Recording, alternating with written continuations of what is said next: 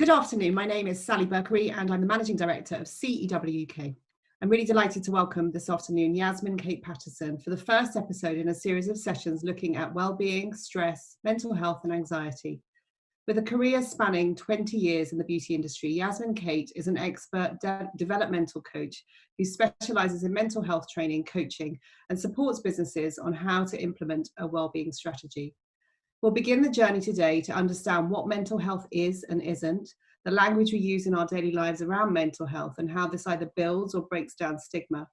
We'll also take a look at why this is so important for business and how you can incorporate these learnings to make positive changes in your own businesses. Please do ask questions via the Q&A panel at the bottom, and we will certainly try and get to these at the end. But for now, I'm going to hand over to you, Yasmin-Kate. Hello, everybody. And Sally, thank you so much for such a lovely introduction and such a warm welcome. I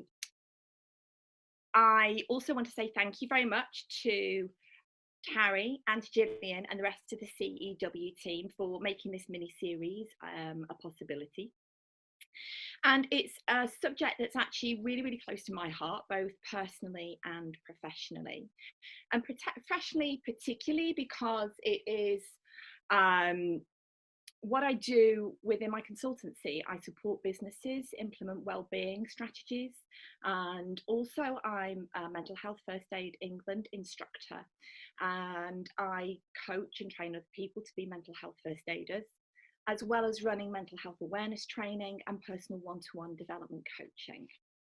Now, at this time, particularly with the pandemic, we know that mental health is something that for a lot of people is a real concern and a real issue.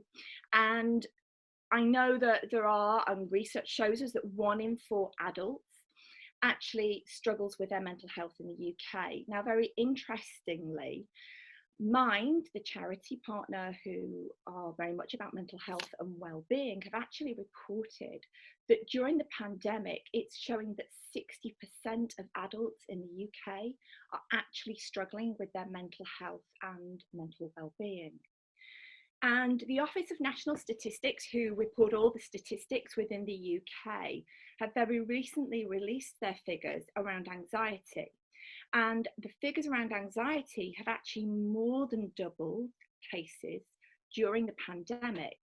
The last time they reported, there were actually 8.2 million people in the UK struggling with anxiety, and that now has gone up to over 19 million.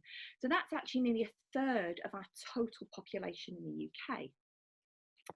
Now, NHS England particularly looks and has launched their strategy 11 years ago now, which is called No Health Without Mental Health. And that's because there's quite a disconnect between physical health and well-being and mental health and well-being. Now, recently I've asked the question a lot to people, and I've asked the question of what is health and well-being to you? What does it mean? And the answer that I have got is feeling well physically. Now, I think that's quite an interesting reply because there's 2 things in there that I find quite interesting. First of all, it's feeling well. So that's actually quite a positive spin on what we're looking at. But the second thing is it mentions physically only. The next question that I've asked is, if health for you is keeping well physically, what do you do to do that? How do you look after your health and well-being? Now, the answers are probably no surprise to you at all. So it's looking after your diet, eating clean and healthy, reducing the amount of sugar that you have. That's one challenge that I know I have personally. I do like a bar of chocolate. Taking regular exercise, keeping fit, making sure you're getting enough fresh air, getting outside, looking after yourself, taking supplements, reducing your alcohol intake, and those will be no surprise to you. Now, interestingly, few people, very few people actually, when they talk about health and well-being, do they actually talk about physical and mental health as a holistic entity.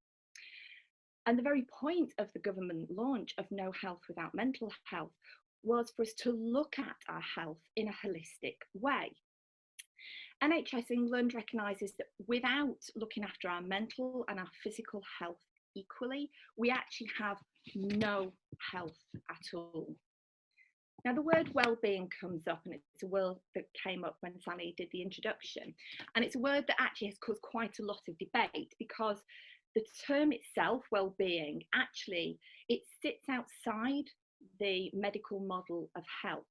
So for that reason, its presence, or the lack of presence of well-being, isn't actually a medical diagnosis, but it's very much in our language. It's very much a term that we use when we're talking to people and we're talking about ourselves. The World Health Organization, if you look up what is their definition of health, they actually class their definition of health as a general state of physical, mental, and emotional well-being. So it is a common term. It's a common term that carries a lot of importance. And we know that when we look at it, the term itself, if you think about it, talks about well-being and not ill-being. So automatically, it's a term that is really important in our lives. Now, we know that the things that we do to look after our physical health also have a positive impact on our mental health. And vice versa to that, we know that if we are struggling with our mental well-being, that can actually have an impact on our physical health. You know, for example, conditions like irritable bowel syndrome, IBS, the Blanchard study in 2001 actually proved that stress had a direct impact on IBS and was one of the main triggers for it. We know that asthma can be stimulated by stress. And back in the 90s, actually, it was Robbins in his study that proved migraine headaches, the biggest contribution there actually comes from stress. So if we think about what mental health is and isn't, and Sally mentioned that earlier on, how do we actually describe mental health? Well, the definition of mental health is our psychological, our emotional, and our social well-being. So there's that word again, well-being. It is about how we think, it's about how we feel, and how we behave. Ultimately, it's actually part of our holistic health. So if I asked most people, rather than saying what is health to you or what does health mean to you, if I ask the question of what is mental health or what does mental health mean to you, quite often we get quite a different response. Many people say, well, it's when somebody's feeling stressed, it's if somebody's suffering with anxiety, or somebody's having a breakdown, or even possibly even less negative terms, and terms that carry much more negative connotations within our language. And this is why there is stigma around mental health. Even after a decade, even after the decade of the government launching No Health Without Mental Health, and all the good things that have come with that, and all the focus we see in the press and the media about the importance of mental health, there is still a huge amount of stigma around how we talk and think and feel about it. And it very much comes in the language that we use. Now, if you do any mental health awareness training, or if you make the decision that you want to be a mental health first aider to support people either personally or professionally, one of the big things that talked about is something called the mental health continuum. And the mental health continuum talks about the medical language that is used. The medical terminology is on one axis, which is on the horizontal axis. And then it also looks at the social language, the day-to-day language that we use, which is on the vertical axis. Now, every single one of us has mental health, and every single one of us has a different positioning on that axis. We may have a medical health diagnosis or not. So you may be at one end of the axis with no mental health diagnosis and no concerns with your mental health, or you may be on the other end of the scale where there may be a medical diagnosis of a mental health illness or poor mental health.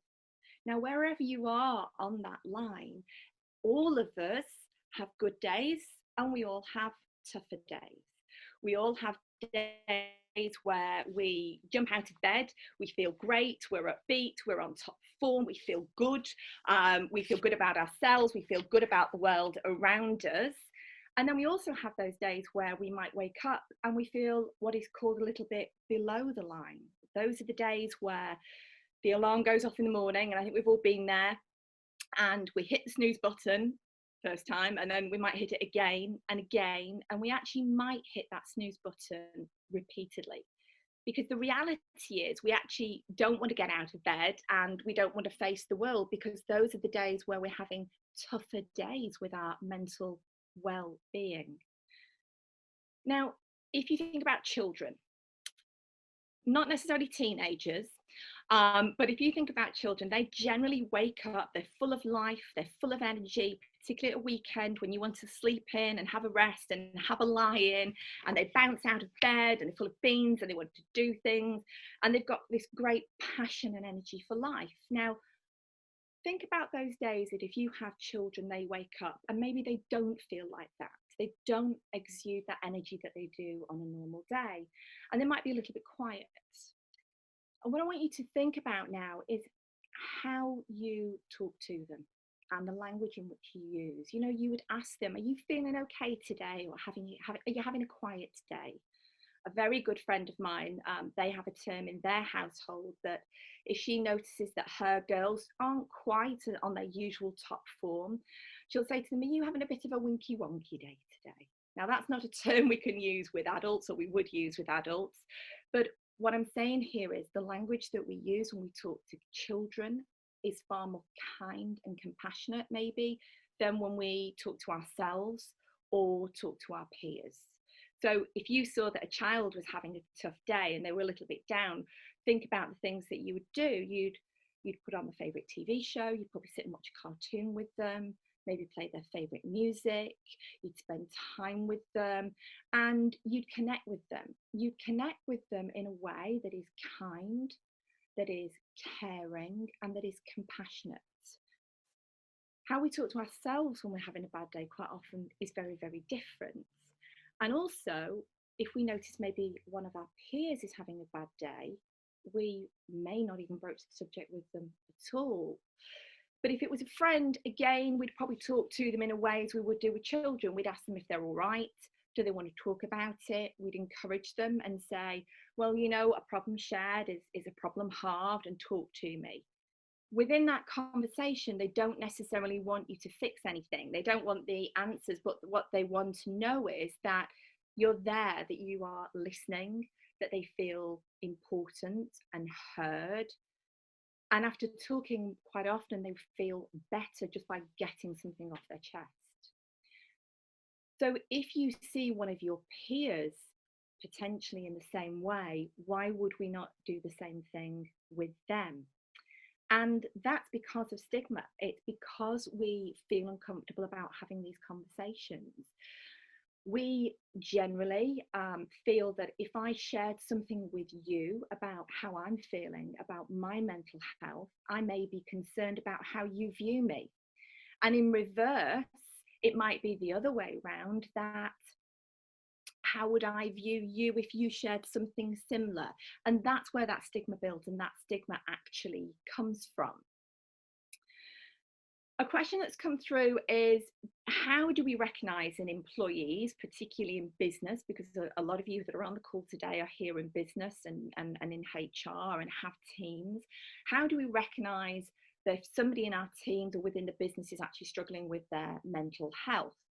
And what signs are we looking for? Well, the signs quite often to start with are really subtle. They're not something that's greatly obvious. It might be that their general appearance starts to change. You know, somebody normally wears a really bright lipstick to work. If it's one of your female colleagues, they may not be wearing the same level of makeup. They may be looking tired. Their level of grooming might have changed slightly. Their attendance might change. You know, you might notice a shift in their timekeeping. They're not in the mornings as they would normally be, bright as a button. You might find that things are being missed in work, basic things that they wouldn't normally miss because they're usually so switched on and on the game. There might be a change in their conduct. just these small, subtle changes are quite often missed.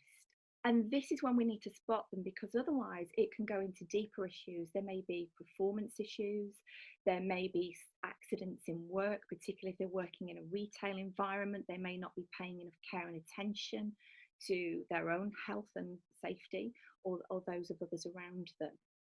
And sadly, what happens is, in quite often, is if these are not spotted early enough and the conversations aren't had, these issues can then be dealt with as performance management issues and treated accordingly to that. Now, earlier this year, before we went into lockdown, I was working very, very closely physically with a company who have rewritten completely their health and wellbeing strategy for the whole business. And one thing that they have done, which was really smart, is it has become a complete holistic strategy. It's physical, emotional, mental, and social well-being that they've focused on. They've taken it from top down and bottom up, and everybody within the organisation knows the importance and the focus on health and well-being, that being physical health as well as mental health. They have mental health first aiders throughout the business. It's not just owned by HR. And every single person within the organisation has had mental health awareness training. The impact of that has been huge for them, because people's understanding of mental well-being and potentially poor mental health has changed. The way they're having their conversations has changed. So stigma has dropped and conversations have actually opened up. And people have actually felt more comfortable to share what the real core issues are affecting their performance. And where they may have had a number of cases that were sitting with HR as HR issues and performance management cases, those cases actually dropped off the radar because they got the team the right support and signposted them in the right way. So that's a really positive way of viewing mental health and well-being, when actually it's a full 360 holistic business shift. Well, what is happening in the workplace at the moment? There's been some great reports that have come out this year from Deloitte, from Benenden, and one very, very recently in September that's specifically looking at health and well-being and mental well-being during the pandemic.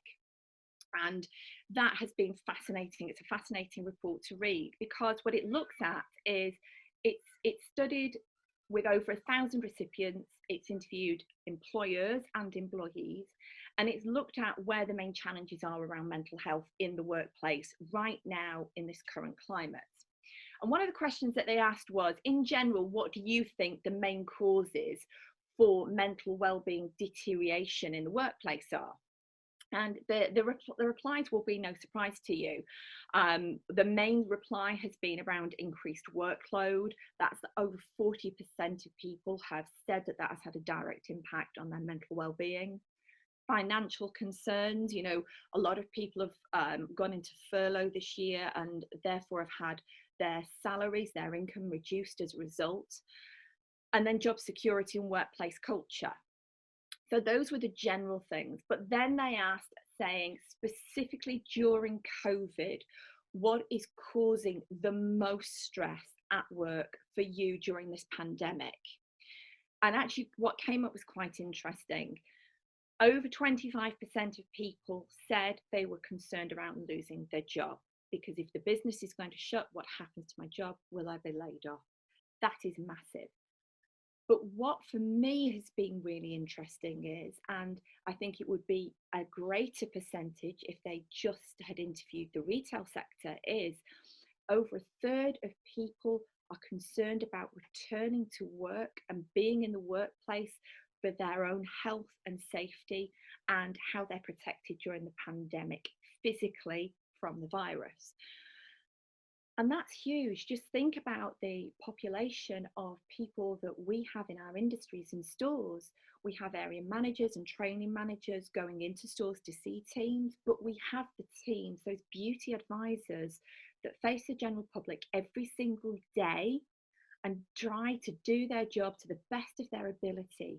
And if they're concerned about their well-being and their welfare, we need to ensure that they've got an environment where they can talk to somebody about that, whether it's their line managers, whether it's their colleagues and their peers, or more confidentially. The other area that was quite interesting that people are concerned about specifically during the pandemic are those people that are working from home. They're concerned that they can't turn off. You know, all of a sudden, their dining rooms have become their office. If they're in a house share, their bedroom or their kitchen has become their office, and they're an enclosed space that at the end of the day, where does the line between work time and personal home time start and finish? So these are real tangible concerns. And sadly, because of the stigma that we know that we have and that's there, it's actually stopping the conversations happening between employees and managers and bosses and employers. And 1 in 3 employees have actually said that they are uncomfortable talking about their mental health at work and why they're stressed in work. But during the pandemic, 6 in 10 people have actually said that their mental health has taken a decline due to work-related worries. But only 1/3 of bosses and employers actually think that this is the case, or that there's any concerns in the workplace of their teams around mental health. So there we can actually see the disparity between the reality of what the staff and the employees are thinking and the view of the business. But in fairness to the business, if those conversations are not happening, there's never going to be a seamless, cohesive conversation that has the ability to tackle these issues. Now, big reasons why they're concerned about talking about their mental health at work. The biggest one, the top one came up, is they're concerned that their employers, that people or their peers won't think they're able to do the job. I can't talk about it because what if they think as a result of how stressed I am or how anxious I'm feeling, I can't do my job? What does that mean for me? What if they treat me differently? What if they don't offer the help and they withdraw from me? The other big one that came up is, what if it impacts on my career progression? What if I can't do my job, I'm perceived as not being able to do my job, and it impacts on my career progression. So therefore, I stay quiet. When it comes to reporting, if we have to have a day off because of our mental health, what's really interesting is over 53% of people who take a day off due to mental ill health or a deterioration in their mental well-being don't report it as that. They actually report it as a physical sickness, quite often headaches or tummy upsets, or they take it as an emergency holiday day. Now that then brings, as you can imagine, a layer of complexities. It brings a layer of complexities, particularly for employers, because if they don't fully understand the issues and they don't fully understand why people are taking time off work, when it comes to adapting their wellbeing policies and their strategies, they can't support their teams properly. It's one of those great sayings, you know, if you don't tell me, I don't know. I don't know what the issue is if you don't talk to me about it. If it's not reported properly, how can they be fully equipped to help their workforce? The other thing that came out in the study actually is that nearly half of employees know that their workplace has a wellbeing policy, but they don't feel it's a priority, or they say that it isn't taken seriously, or there isn't even one in place. And that's a challenge for employers, because 70% of employers are concerned about mental health and well-being. They want to put it at the forefront of their policy. They want to get it right in the business, and they want to do the right things to support their people holistically in physical, mental, and emotional well-being. Now, obviously, there's a financial impact on the business due to sickness, regardless of what that sickness is from. But Deloitte, in their latest report, their 2020 report, they actually looked at the impact of sickness and business costs specifically around mental ill health. And what they found was that in the UK, it costs businesses a year £1,300 per employee for mental health related sickness. And actually, if you add all of that when it comes to a total UK picture, it's 45 billion a year. And last time it was looked at, it was about 36 billion. So it's gone up exponentially.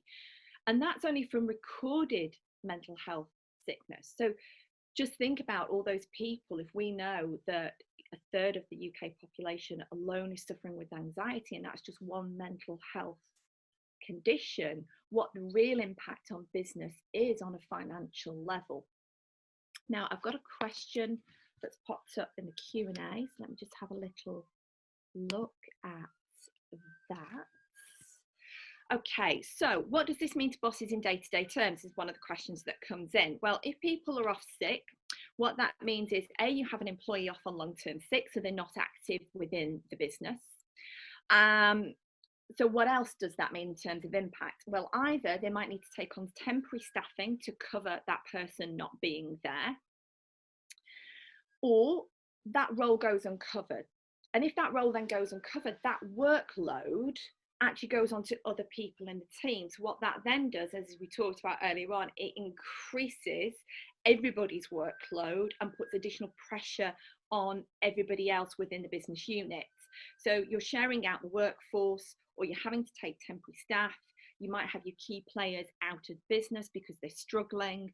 The workforce then becomes more disengaged, and there's no real clarity on how a business can then move forward with good working practices.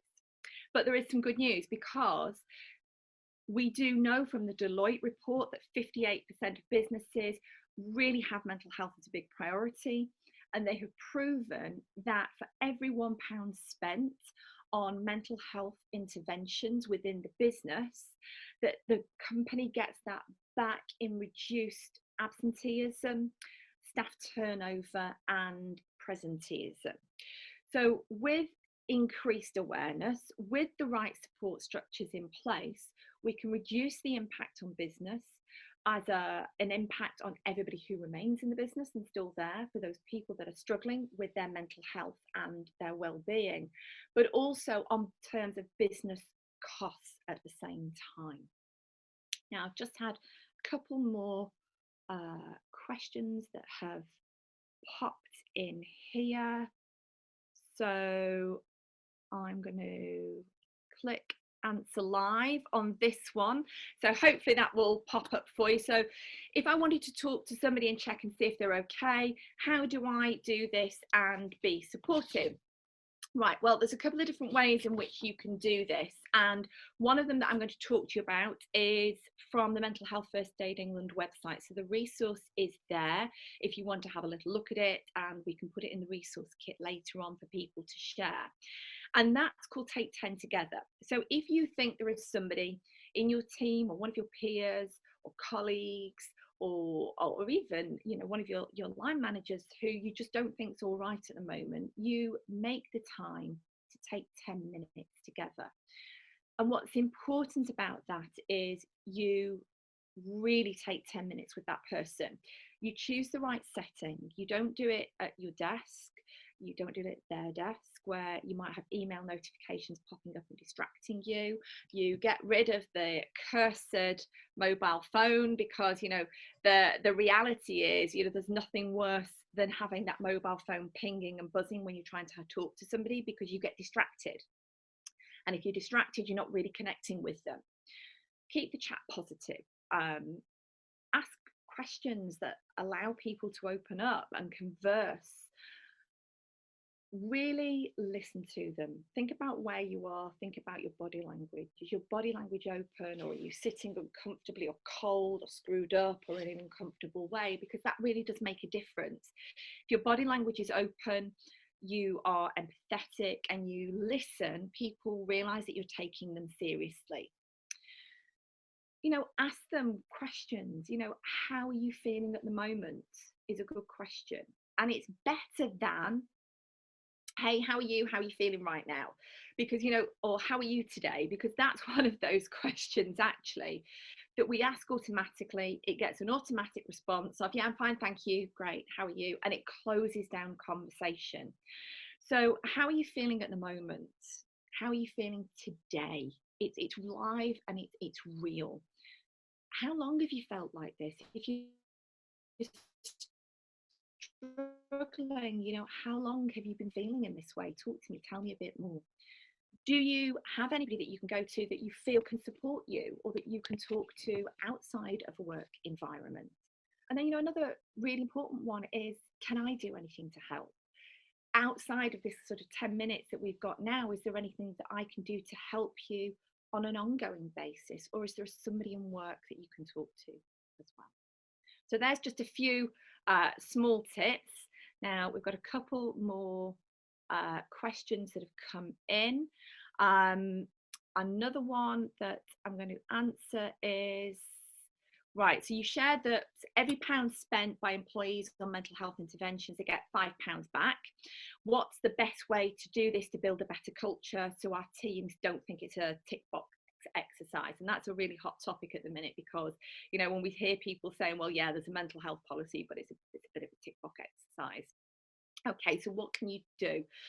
I think one of the first big things is, and one of the great learns with the organisation that I was working with earlier this year, where they really got it right, is they reviewed their wellbeing policy so that they are holistic in terms of physical, mental and social wellbeing. It's that full 360 is really, really important.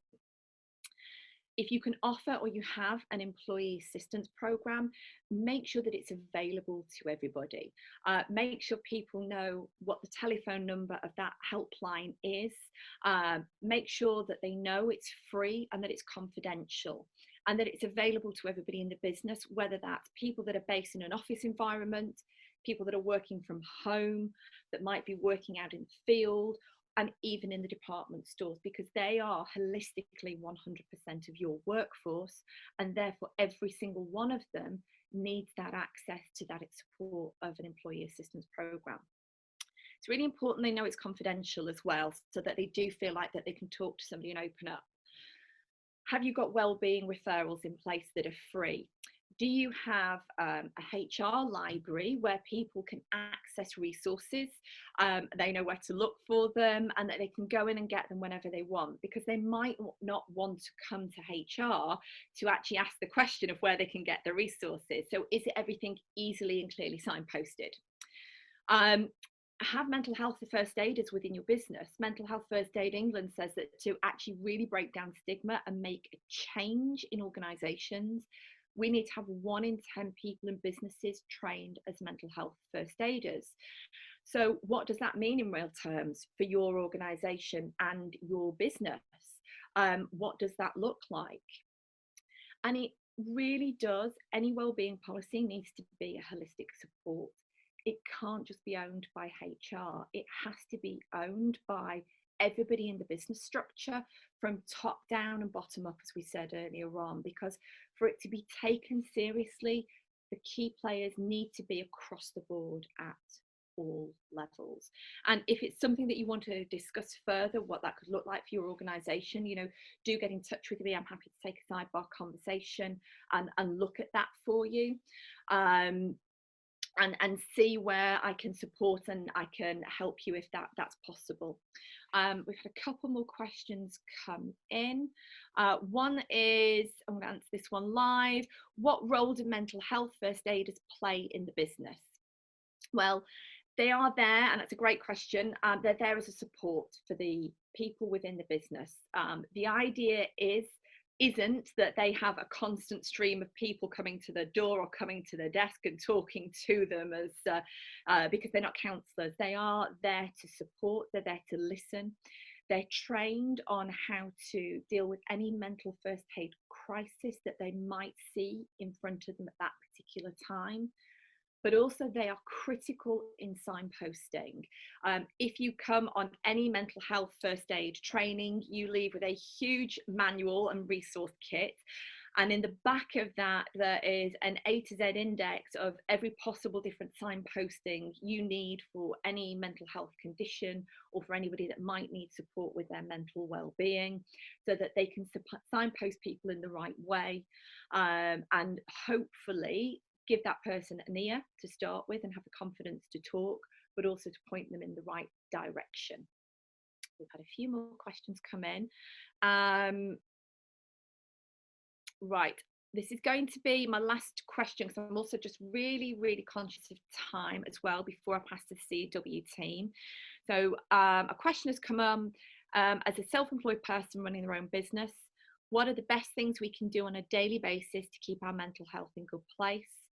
Worry over work and retaining clients means that we don't, or often can't, take time out. Yes, that is a very, very real concern for people who either run their own business and have people who are relying upon them, or they are self-employed, so therefore they are their only point of generating revenue and income. And there are lots of different things that you can do. Over the next 2 weeks, interestingly, we've got 2 more webinars, one based on stress and stress management. So that might be a really useful webinar for you to log into and have a little look at. So I don't want to give too much away from that one. And the week after, we're actually going to look at anxiety and how we can support ourselves around anxiety. When you think about things on a daily basis, what I would say to you is look at your time planning and your time management so that you can take breaks throughout the day for yourself. When you're looking at your diary, schedule time slots in to make sure that you are eating right and you're walking away from your laptop or your computer so that you're getting a proper break from screen time, because we're often bombarded with so much information and noise and news and emails that you can feel those stress and those anxiety levels build. Make sure that you get outside and get fresh air. Interestingly, in Japan, they are massive on social prescribing, and they're really far ahead of us in terms of different questions and how to look after your mental health. But they actually socially prescribe something called forest bathing, because what they say is if you get out into nature and spend a proper amount of time outside in nature, that really cleanses and calms the soul and has a positive impact on your health and well-being. Look at your support network around you. Who are those people that you can talk to, that if you need to pick up the phone and have a conversation with somebody just to talk about how you're feeling, have that list of people that are there in your back pocket, as I would say, to support you through when times are tough and things are difficult. And there are many of us who are working for ourselves or consultants, and that's why something like CEW is such a great network of people that you can call on or you can talk to, that we can support each other in different ways. As much as I am a mental health first aid instructor, obviously I trained as a mental health first aider first. So if you do want to reach out and talk to me in a confidential way, I'm more than happy to have conversations with people as well. So I think that's probably the last question that we've got time to take today. So thank you very much for all the questions that came in. I really appreciate that. And at this point, I'm going to pass back to Sally and the team as a thank you, first of all, for everybody that's dialed in today, and also a thank you to them. And I'm going to pass back to Sally to close up. Thank you. Thank you very much indeed. And thank you, Yasmin-Kate, for your expertise and the huge amount of time spent on creating this session for CW. I personally found it invaluable. It's such a challenging time for all of us. And I've certainly had, as you say, winky wonky days over the past few months. And definitely this awareness of both mental and physical health has never, ever been more important than it is right now. And I suspect as we go through the winter, things are going to get a little bit more challenging. I'm really delighted to say that we'll be welcoming Yasmin-Kate back again next Thursday for part 2 in this series, and I really hope you'll be able to join us. We'll be sending information out to the membership tomorrow about this. And as I say in the newsletter each week, you're probably fed up of me saying it. If you have any suggestions for speakers or topics or feedback you'd find useful, please get in touch. CW is about you, the members, and we love to hear from you. Either myself, Sally at cewuk.co.uk, or the general email info@cewuk.co.uk. You can find all of our details on our website. But for now, have a great evening. Thank you very much, YKP, and we will see you all very soon.